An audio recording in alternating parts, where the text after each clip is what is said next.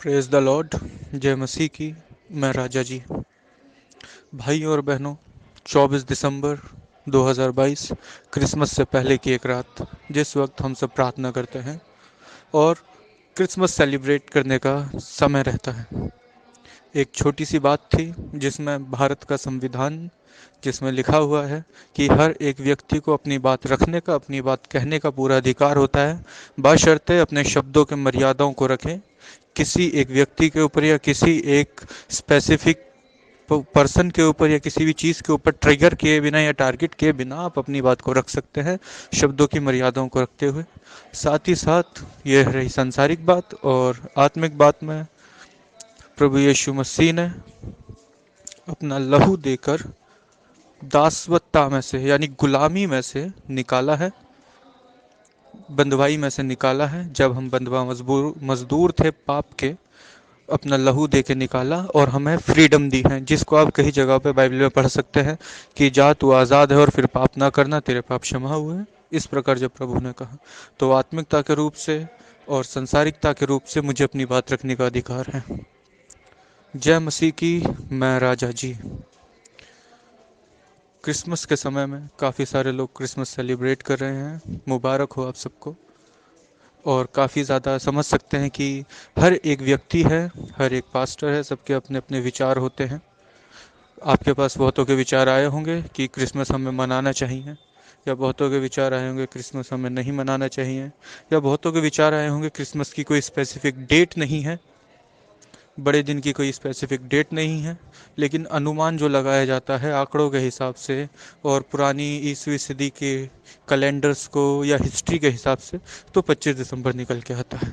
मनाना या ना मनाना ये आपका अपना संवैधानिक अधिकार है, जिसमें ना किसी पास्टर का, ना किसी व्यक्ति का, किसी का कोई रोल नहीं है, कोई आपको प्रेशर नहीं कर सकता। काफ़ी सारे जो लोग आपको कहते हैं कि हमें क्रिसमस मनाओ या ना मनाओ, वो अपनी बात रखते हैं। क्रिसमस मनाना या ना मनाना, क्रिसमस मनाना या ना मनाना ये आपका अपना अधिकार है। आपने बहुत खर्चा किया होगा, केक बनवाए होंगे, बच्चों के लिए कपड़े खरीदे होंगे, चर्च में डोनेशन दिया होगा, पास्टर्स की हेल्प करी होगी। लेकिन इस वक्त, इस समय उत्तर प्रदेश के अंदर, एमपी के अंदर, मध्य प्रदेश के अंदर, छत्तीसगढ़ में, पंजाब में, नेपाल में बहुत सारे पास्टर्स ऐसे हैं जो अभी जेल में हैं। बहुत सारे मसीही लोग वो हैं जो सेवा करते हैं और वो जेल में हैं, और उनके बच्चे अभी भी रात को बैठ के प्रार्थना कर रहे हैं कि उनके पिता घर आ जाएं, उनको बेल मिल जाए, जेल से निकल जाए। उन लोगों के लिए कोई क्रिसमस नहीं है, उनके लिए कोई क्रिसमस सेलिब्रेशन नहीं है। मैं आपकी भावनाओं को ठेस नहीं पहुंचाना चाहता। एक तो मसीह लोगों का एक ही त्यौहार आता है साल में एक बार, उसमें भी कुछ लोग मुझ जैसे कहते हैं कि हमें क्रिसमस नहीं मनाना चाहिए, उनकी मदद करनी चाहिए। एक तो साल में एक ही त्यौहार आता है, उसमें भी हम लोग अपनी ज्ञान की दुकान रख देते हैं। तो मैं आपकी भावनाओं को समझ सकता हूँ, अब बिल्कुल सही है।